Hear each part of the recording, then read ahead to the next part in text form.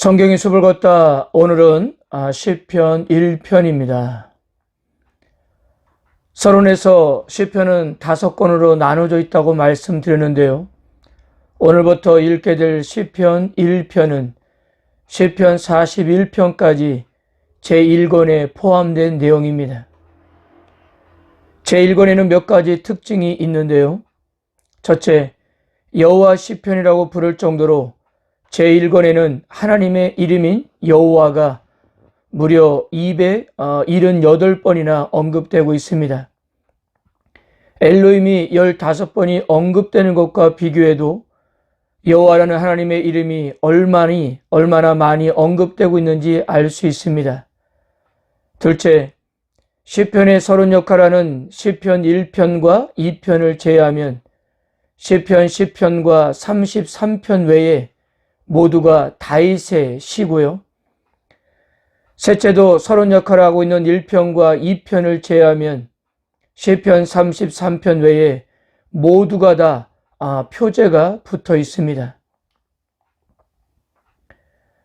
방금 말씀드린 것 같이 시편 1편부터 41편까지가 제1권으로 구분하고 있는데 1편과 2편은 이중 서론 역할을 하고 있다고 볼 수 있습니다. 즉, 시편 전체의 서론일 뿐만 아니라 제1권의 서론 역할을 하고 있기 때문입니다. 이 두 시편은 언약 백성으로 율법을 지키는 일이 왜 복이 있는 사람인지를 보여주고 있습니다.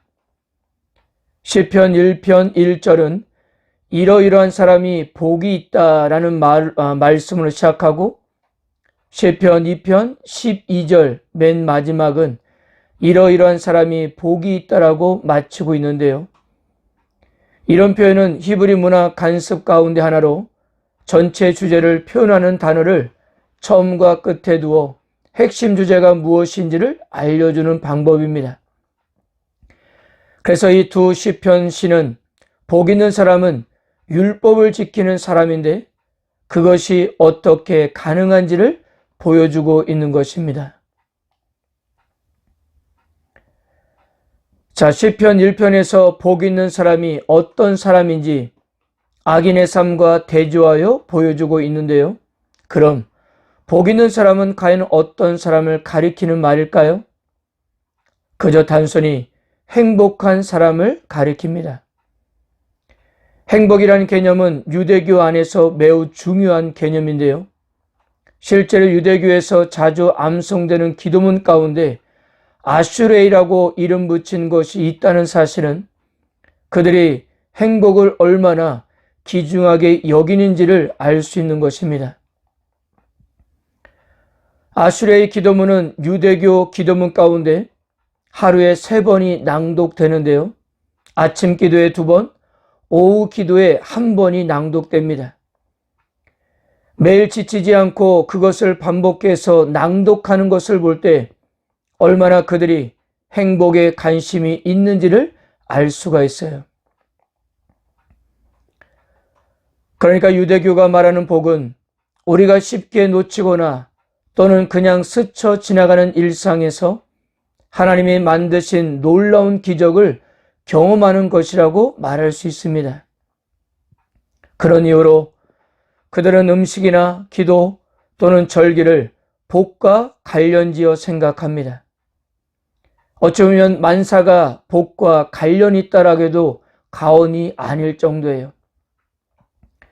그리고 이렇게 이스라엘의 평범한 매일의 삶을 규정하는 복은 당연히 하나님과의 긴밀한 관계에 있었던 것입니다. 그래서 1절 보면 복 있는 사람은 악인들의 꾀를 따르지 아니하며 죄인들의 길에 서지 아니하며 오만한 자들의 자리에 앉지 아니하고라고 복 있는 사람이 어떤 사람인지를 보여주고 있습니다. 여기서 말하는 악인은 히브리어로 라샤인데요. 이것은 반하나님적인 생각을 가지고 의도적으로 범죄하는 사람을 가리킵니다. 우리가 일반적으로 알고 있는 대로 죄의 종류가 2가지라고 볼 수 있는데요. 하나는 부지 중에 짓는 죄입니다. 죄를 지으려는 의도가 전혀 없지만 실수로 또는 알지 못하는 사이에 짓는 죄입니다.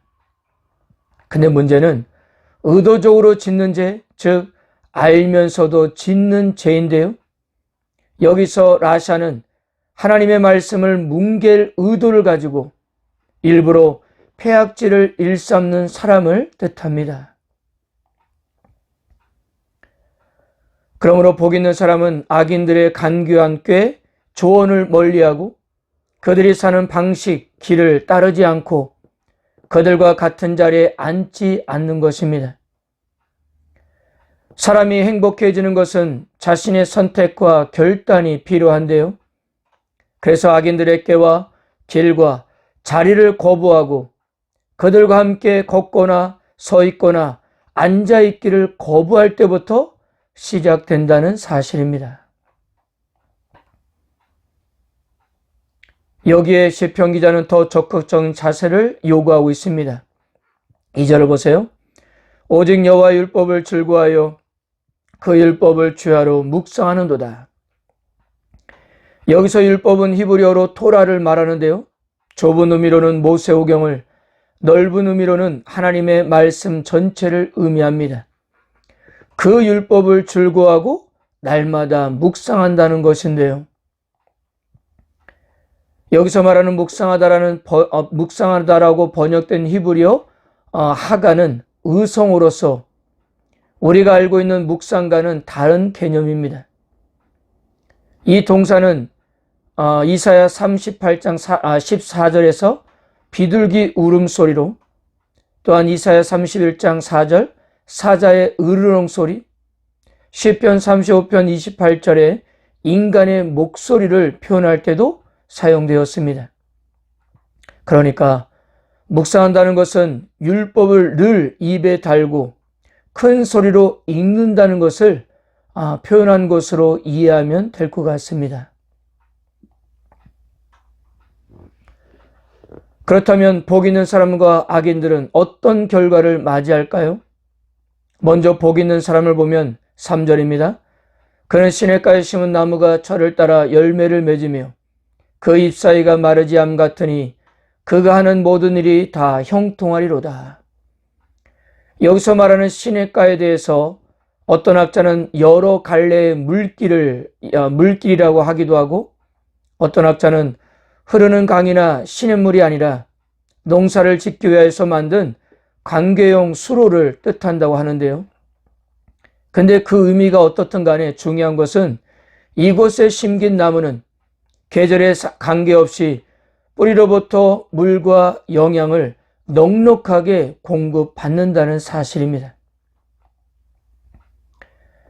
또한 심는다는 동사도 이 나무가 어떻게 하다 보니까 시냇가에 우연히 자라게 된 것이 아니라 누군가가 그 나무를 일부러 그곳에 심은 사항을 말해주고 있습니다. 이 나무가 항상 물이 흐르는 시냇가에 심어져 있다는 사실이 시사하는 바가 매우 크다고 할 수 있는데요. 그것은 물이 없어서 과일을 맺지 못한 일은 결코 없을 것이기 때문입니다. 이 나무는 항상 적절한 때에 좋은 열매로 사람들과 짐승들을 기쁘게 할 것이고요. 철 따라 열매를 맺고 잎이 시들지 않는, 즉 나무가 자랄 수 있는 최선의 환경을 누리게 된다는 것입니다. 그러니까 복 있는 사람은 항상 물이 흐르는 시냇가에 심은 나무처럼 그가 하는 일마다 형통할 수밖에 없는데, 그것은 하나님께서 그렇게 되도록 하시기 때문이라는 사실입니다.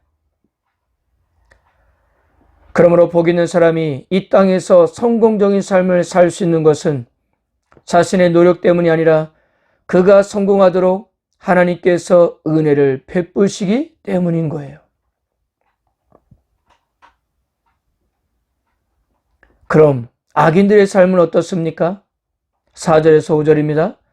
악인들은 그렇지 않으며 오직 바람이 나는 겨와 같도다. 그러므로 악인들은 심판을 견디지 못하며 죄인들이 의인들의 모임에 들지 못하리로다. 악인은 복 있는 사람과 완전히 대조적으로 추수기 농부들이 타작마당에서 바람을 일으켜 곡식을 키질할 때 겨가 바람에 날려가는 이미지로 악인들은 다만 바람에 날려 버려지는 존재에 불과하지 않음을 이렇게 묘사하고 있습니다. 그래서 마지막으로 시편 기자는 우리들에게 어떤 삶을 선택할 것인지를 도전하고 있는데요. 6절입니다. 무릇 의인들의 길은 여호와께서 인정하시나 악인들의 길은 망하리로다. 의인들의 길과 악인들의 길이 문법적으로 대조되는 것도 인상적입니다. 의인들의 길은 하나님께서 인정하신다며 문장의 목적으로 사용되고 있는 반면 악인들의 길은 문장의 주어가 되고 있습니다.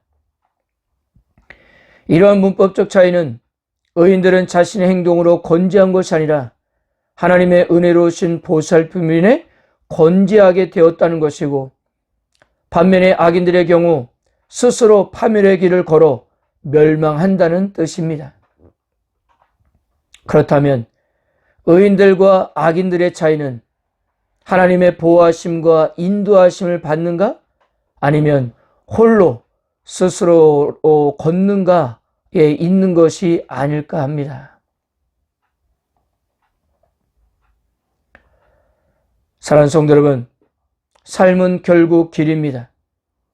누구나 태어나서 죽음에 이르기까지 삶이라는 길을 걸어가게 돼요. 때로는 넓은 평탄한 길을 가기도 하고 때로는 험하고 좁은 길을 맞닥뜨리기도 합니다. 그렇지만 누구도 이 길에서 벗어나 멈출 수는 없습니다. 그것이 인생의 운명이기 때문입니다. 다만 어떤 목적지를 가리키는 이정표를 따르느냐의 문제일 거예요.